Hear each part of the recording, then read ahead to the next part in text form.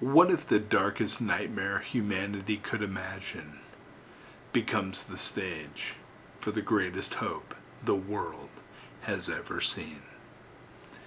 The air is thick with smoke, and the stench of rotting flesh lingers in every alleyway. Once bustling cities are now graveyards where the dead walk aimlessly, hunting for the living. Homes are abandoned, streets are barricaded, and hope itself feels like a distant memory. Humanity survives in small pockets, whispering prayers in the shadows, convinced the end has already come. Fear has become the only constant.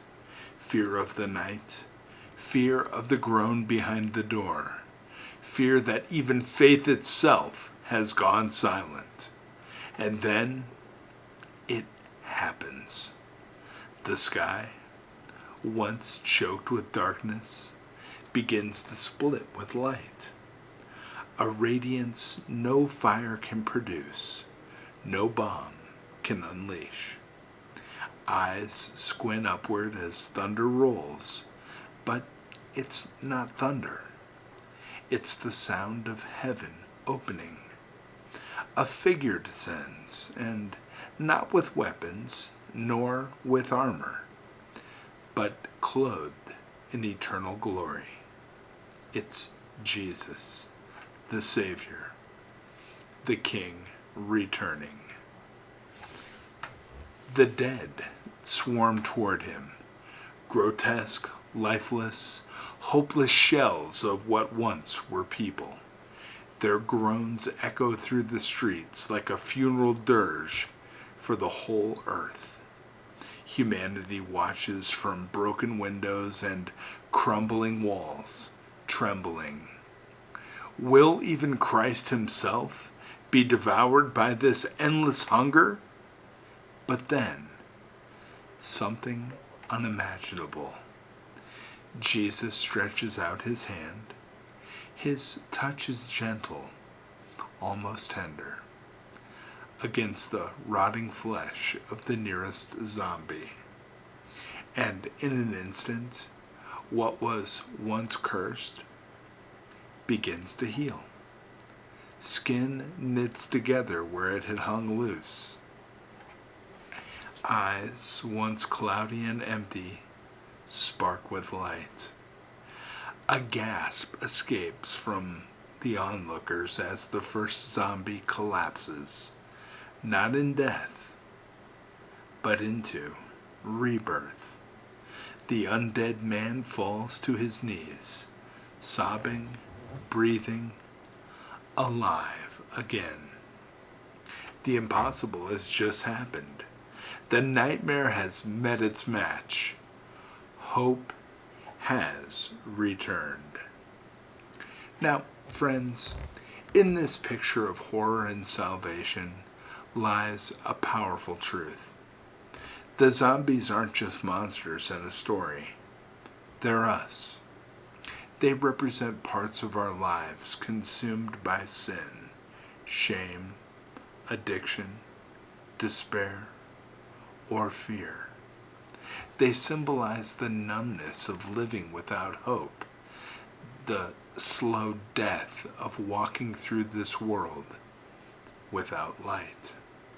And yet, Christ still comes.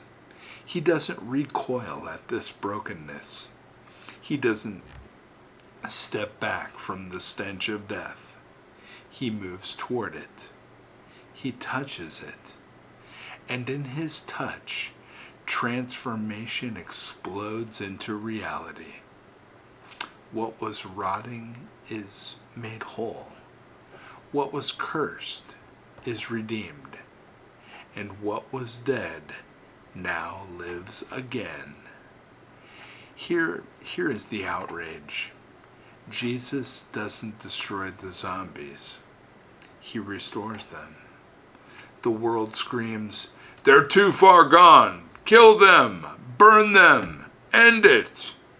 But Jesus says, No one is too far gone for my love. This is the scandal of grace. It doesn't make sense to most, and it offends others' logic.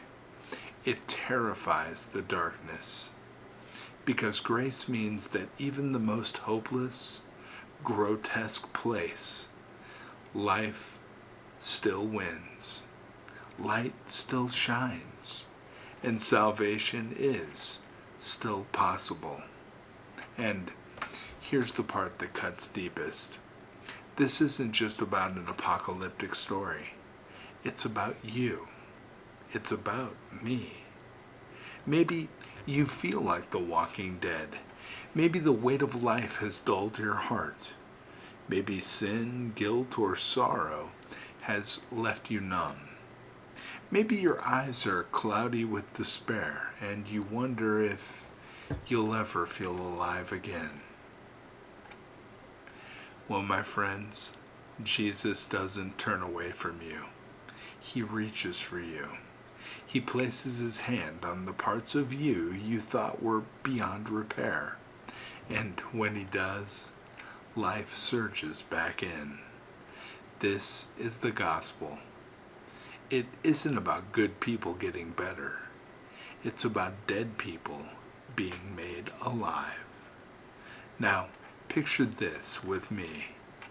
The hordes of zombies, every one of them touched, every wound healed, every scream silenced and replaced with laughter. Entire cities erupting, not with groans of despair, but with songs of redemption.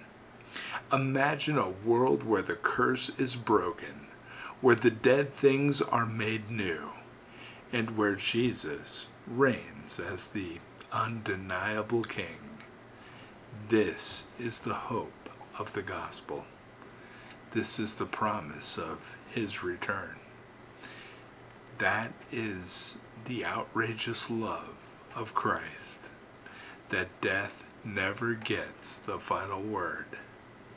So, yes, even if the world is overrun with the dead, even if fear grips every street and despair rules every heart, you can look to the horizon and know Jesus comes, Jesus touches, and Jesus saves. And what was once dead will rise again, because in the end, the light always wins.